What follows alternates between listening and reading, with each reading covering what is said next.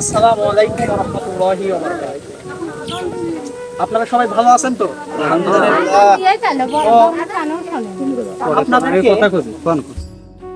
আপনাদের উদ্দেশ্যে আমি কিছু কথা বলতে চাচ্ছি। এই যে মুরগিটা নিয়ে আসছেন, এটা কিসের জন্য? এখানে কেন, মানে এখানে কেন দিতে হবে? আমি আসলে এটা আপনাদের কাছ থেকে জানতে চাই। তাদের যুক্তি আমি আগে শুনতে চাই, আপনি বলেন। প্রথমবারের মতো ধান দুগলো অথবা মুরগি জব করে দেওয়া নাই। এটা শোনা কথা। আচ্ছা, এটা শোনা কথা। দেখা বা প্রমাণ নাই?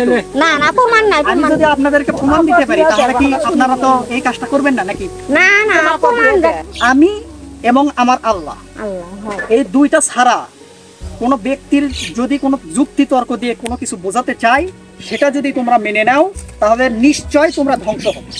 এটা কার কথা? আল্লাহর রাসূলের কথা। এবার আমরা আসি আল্লাহর কোরআনের কথা। সূরা হাসর 7 নম্বর আয়াত। আল্লাহ রাব্বুল আলামিন বলেন, ওমা আতাকুমুর রাসূলু ফাখুযু ওমা নাহাকুম আনহু ফান্তাহু ওয়াত্তাকুল্লাহ ইন্নাল্লাহা শাদীদুল ইকাব। ওমা আতাকুমুর রাসূলু ফাখুযু, আমার রাসূল যেটা তোমাদের মাঝে দিয়ে গেছে সেটা তোমরা মানো, সেটা তোমরা আঁকড়ে ধরো।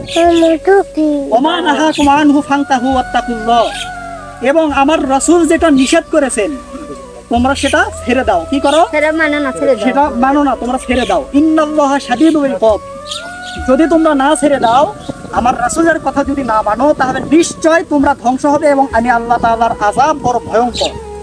তাহলে আপনি এই যে এটা করতেছেন, এটা কিন্তু আমাদের ধর্ম অবলম্বীদের কোনো কাজ নয়, এটা হিন্দুদের কাজ। তো একটা কথা সব সময় মনে রাখবেন, ইসলাম কখনো কাউকে থেকে শিক্ষা নেয় না, বরং ইসলাম মানুষকে শিক্ষা দেয়। আশা করি বুঝতে পারতেন। এটার কোনো প্রয়োজন নাই, আপনারা নিয়ে যান, কারণ এটা দেওয়া শিরিক। আমি আমার ওস্তাদের কাছে ফোন দিয়েছিলাম, এটা দেওয়া সম্পূর্ণরূপে শিরিক, তিনি আমাকে নিষেধ করেছেন।